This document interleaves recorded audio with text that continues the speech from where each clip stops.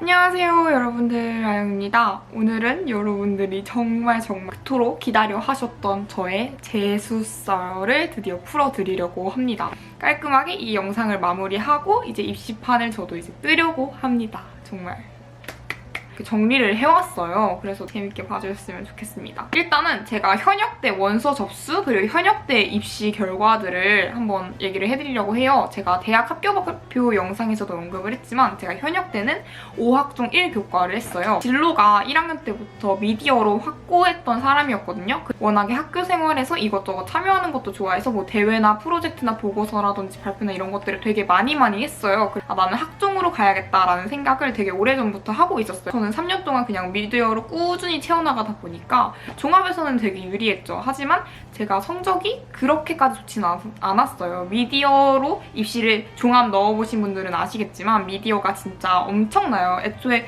워낙에 인기 있는 학과이기도 하고 공부도 다들 잘하는데 생기부도 정말 빵빵한 정말 엄청난 인간들이 많기 때문에 좀 기대치가 높았어요. 고2 때. 난 여기를 꼭 가고 싶다 했는데 고3 와서 거기를 내가 정말 맞닥뜨려 보니까 너무나도 높은 곳인 거야. 그때부터 고3 때부터 정말 더 치열하게 살기 시작했어요. 저를 정말 압박해 가면서 약간 나 스스로 고3병에 걸린 스타일? 근데 이제 원서 접수를 할 때 제가 거의 다 상향 대학으로만 적어갔어요. 근데 이제 선생님이 너무 하향이 없다. 그래서 이제 하향 대학들도 넣어보는 게 어떻겠냐 하셔가지고 넣기 싫었어요, 사실은. 가지도 않을 텐데 안전빵으로 그 내 소중한 카드 하나를 써? 이런 생각이었어서 원서 접수가 다가오면 다가올수록 너무 불안한 거예요. 그래서 하향 대학들도 넣게 됩니다. 제 기억으로는 아마 상향 2개, 안정 2개인가? 상향 2개, 안정 2개, 하향 2개? 이렇게 썼던 것 같은데 그게 말이 하향이지 다 특목고랑 이렇게 자사고로 깔려있던 데였어. 이렇게 이제 원서 접수를 하게 됩니다. 6강탈? 그건 아니에요. 제 하향 대학들만 붙어가지고 이제 12월 달에 엄청나게 힘든 겨울들을 보내게 되었죠. 네, 그래서 입학 후에 저는 어떻게 지냈냐? 19년 동안 살면서 처음으로 나 혼자서 이제 타지 생활을 하는 거잖아요. 가기 싫긴 했지만 나도 모르게 설레긴 했지. 근데 막상 학교에 들어오니까 이걸 하기 위해서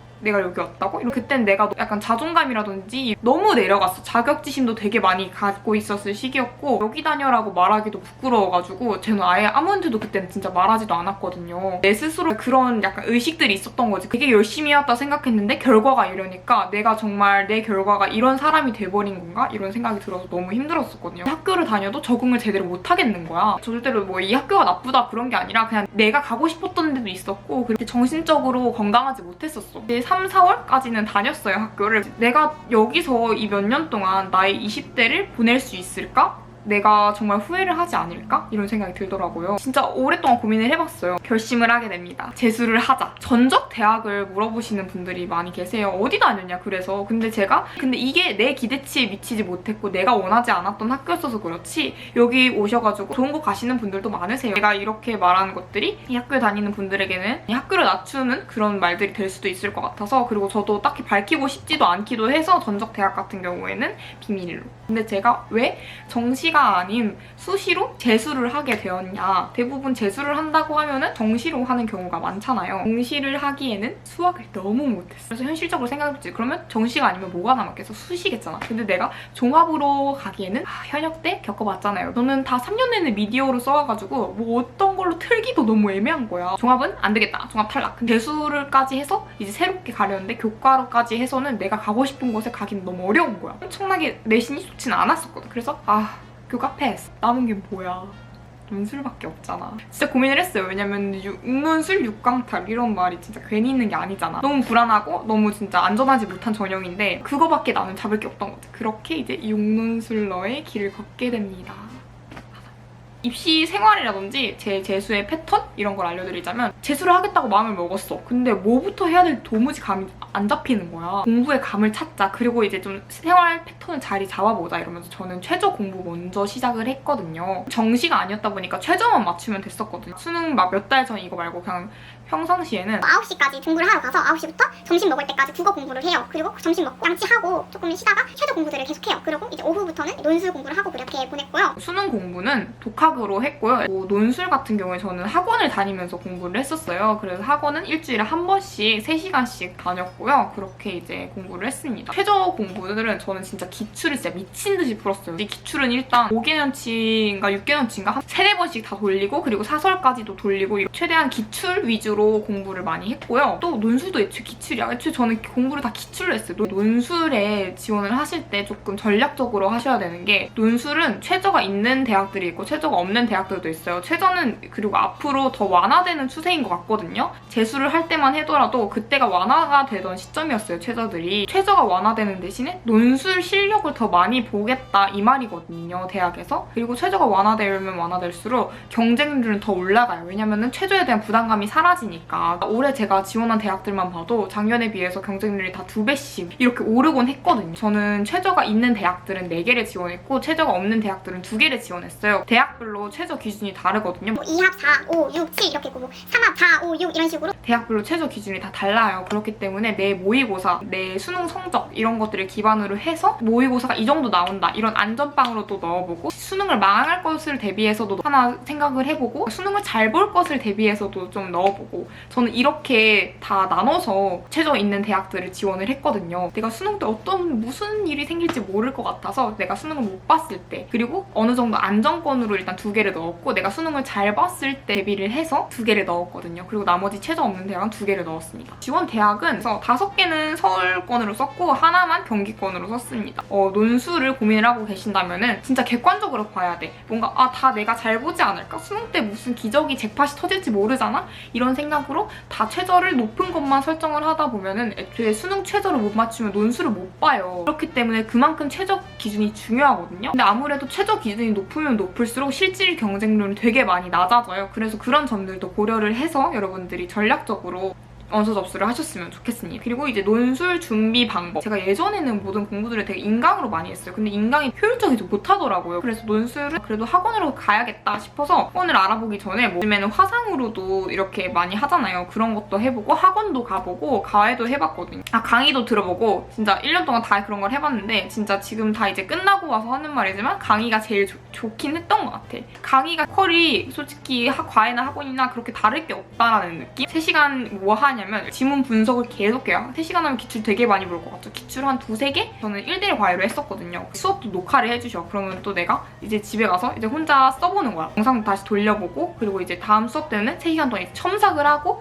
이런 거지. 과외든 줌이든 학원이든 인강이든 다 기출 분석하는 건 다 똑같아. 선생님들의 스타일만 조금 다른 거지 진짜 다 똑같아요. 학원은 진짜 선생님이 너무 중요한 것 같아요. 이런 선생님이 있다고 싶을 정도로 정말 너무 스트레스를 많이 받아가지고 9월에 그만뒀거든요. 그때부터는 제가 인강을 끊어가지고 듣기 시작했거든요. 메가스터디에 박기호 선생님이 그 선생님이 계시거든요. 근데 그 선생님이 진짜 논술을 진짜 됐다 잘 가르쳐주시는 것 같다는 생각이 들었어요. 시험에 얼마 남지 않았을 때였으니까 이제 그때부터는 이제 파이널 인강들을 끊어가지고 듣기 시작을 했거든요. 난 글을 쓴다는 게 여러분들 체력적으로도 정신적으로도 많이 소모돼요. 기출 한번 딱 제대로 풀고 나서 그럼 진짜 쫙 빠지고 진짜 기출 분석하는데도 최소 30분이야. 그리고 논술 같은 경우에는 내가 실력이 오르고 있다는 게 정말 확연하게 느껴지지도 않아. 초반에는 그게 느껴져. 애초에 내가 논술을 아예 안 하던 사람이 하다 보니까. 근데 이제 좀 계속 하다 보면은 내가 늘고 있는 건가? 내가 잘하고 있는 건가? 이런 되게 의구심이 생겨. 이거 아무리 선생님들이 첨삭 잘해보고 아무리 선생님들이 지문 분석 잘해봐줘봤자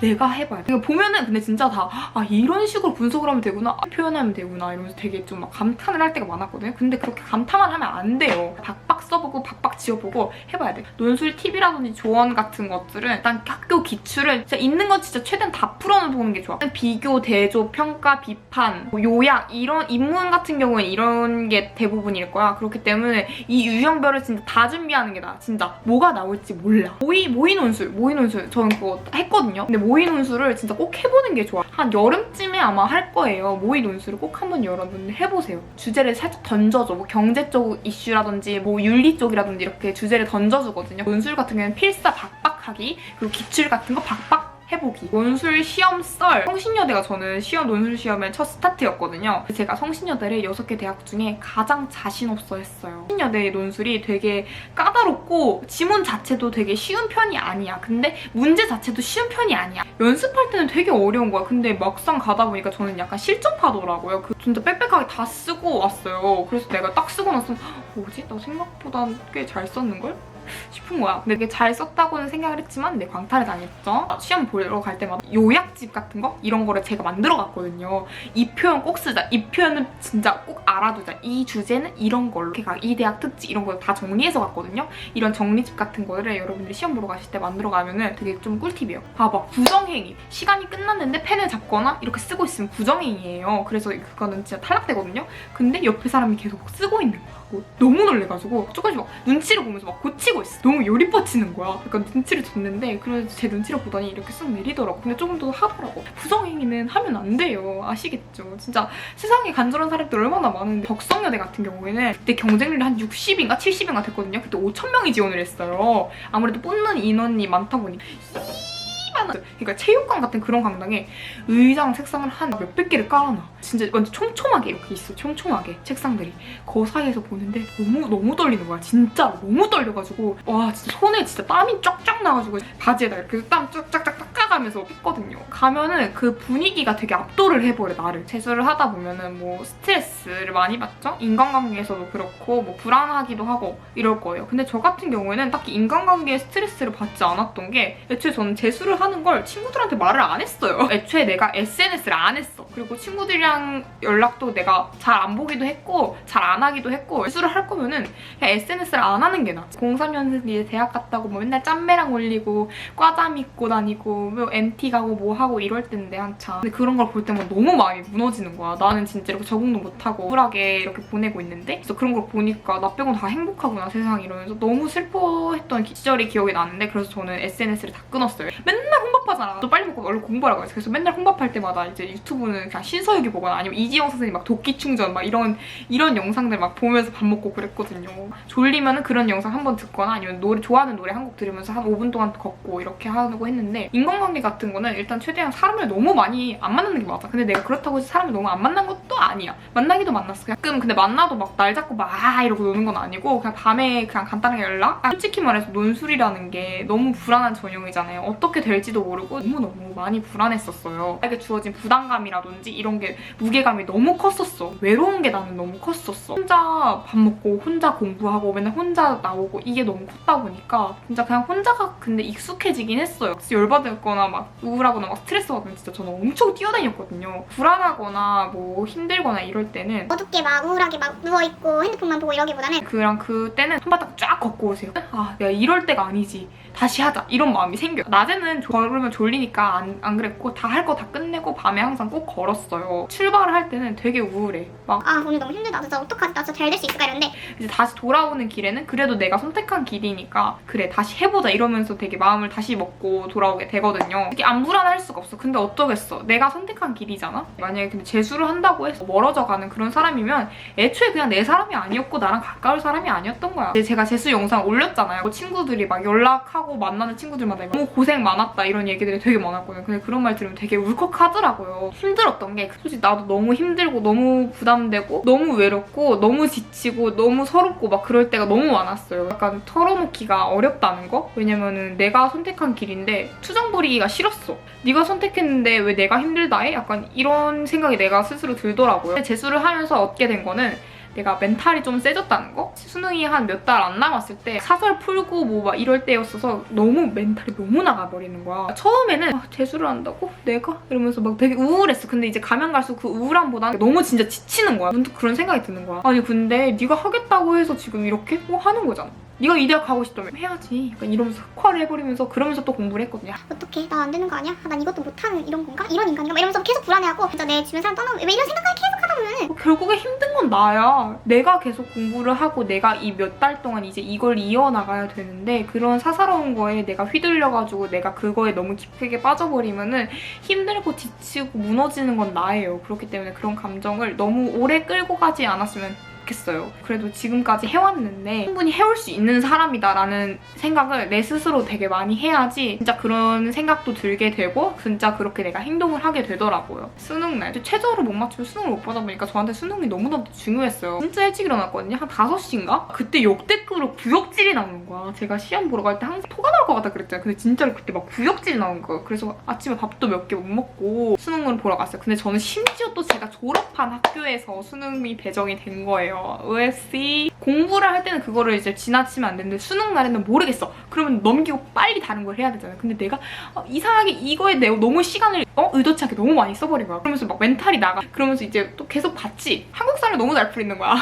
내도 역사 러버잖아. 수능 몇 주 전인가? 그때 한국사를 했거든요. 왜냐면 한국사를 보는 대학도 있어가지고 이제 또 탐구해야 했는데 탐구 미친 와 이번이 레전드인 거야 진짜로. 그때도 멘탈이 깨졌어. 수능이 이제 끝났죠. 이제 끝나고 이제 선생님들이 막 오셔서 니 대학 간 거 아닌가 막 이러시는 거예요. 그래서 막 선생님이랑 막 얘기하고 이제 차 타고 이제 집에 가서 진짜 펑펑 울었어요. 나는 그래도 지금까지 다 최저를 맞춰왔거든요. 근데 채점도 안 해봤는데 뭔가 삘이 드는 거야. 아 진짜 조졌다. 수능 같은 경우에는 약간 저는 마음가짐을 그래 내가 지금까지 해온 게 있는데 내가 기출을 그렇게 몇 개를 풀어왔는데 되겠지. 그렇게 내 생각보다 그렇게 잘 보지는 못했다. 그래도 최저를 맞추긴 맞췄어요. 최저를 못 맞춘 건 아니었어. 논술 결과 최저를 맞춘 대학도 있다고 했잖아. 근데 아쉽게도 최저를 맞추지 못한 대학들도 있어요. 그래가지고 최저를 맞추지 못한 데도 있고 최저를 맞춘 데도 있고 그리고 예비를 받은 데도 있고 합격을 한 데도 있고 이렇게 있습니다. 제 논술이라는 전형이 뽑는 인원이 3-4명씩 막 진짜 적게 뽑아요. 진짜 안 빠지는 사람이 아예 없을 해도 많고 올해는 진짜 운이 좋게 내가 예비를 받은 학교들은 진짜 엄청 쑥쑥 빠졌었어. 학교를 옮기는 게 우선이었기 때문에 과보다는 학교를 저는 우선시 여겼어요. 내가 가고 싶은 학교들이라든지 이런 걸 다 고려를 해서 다 이렇게 적었어. 경쟁률, 뽑는 인원, 그리고 충원율, 예비 번호 뭐 이런 것들을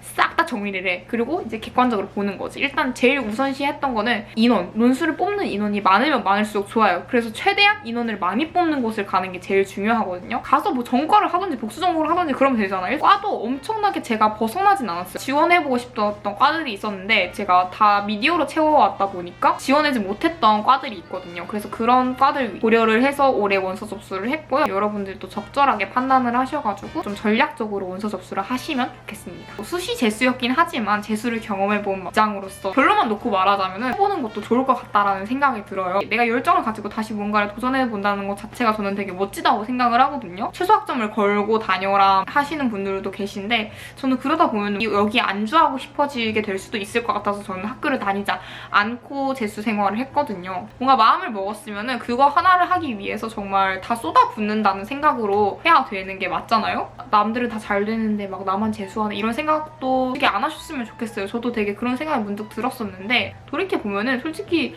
저 이제 그래봤자 21잖아요? 재수하고 뭐 한 살 많게 들어가고 뭐 이런 거 뭐 그렇게 흠도 아니고 해보고 싶다면은 저는 추천을 드립니다. 하다가 말자. 에이 이거 아니면 이거라도 하지 이런 생각보다는 이거 아니면 안 돼라는 생각으로 도전을 하시는 게 좋을 것 같아요. 나를 객관적으로 보는 눈을 가지는 게 제일 중요한 것 같아요. 이렇게 되지 않을까? 이런 기대감은 재수를 할 때에는 어느 정도 접어두고 최악의 상황을 먼저 생각하는 게 제일 중요한 것 같아요. 제가 원서 접수를 할 때 저한테 이런 말을 했던 사람이 있거든요. 최선의 결과를 생각하기보다는 최악의 상황을 먼저 생각하라고. 최악의 상황을 생각을 해야지 너가 더 열심히 하게 된다. 근데 진짜 그렇게 되더라고요. 내가 진짜 다 떨어졌을 때를 생각을 해봐. 어떻게 똥줄이 타서 공부를 얼마나 해야겠어. 마지막은 응원의 말입니다. 저도 고3 때 내내 너무 힘들었어가지고 나는 이 짓거리 2번 다시는 안 해야지 했는데 2번은 했잖아요. 심지어 6논술로 저는 했어요. 너무 불안함의 연속이었던 1년을 보내고 나니까 내 힘으로 온전히 이뤄낸 것이기 때문에 되게 뿌듯하기도 하고 그래도 내가 할 수 있다는 사람이구나 라는 걸 되게 느끼게 된 해였어요. 너무 힘들긴 했지만 여러분들도 충분히 할 수 있는 사람들이에요. 여러분들은 혼자가 아니에요. 우리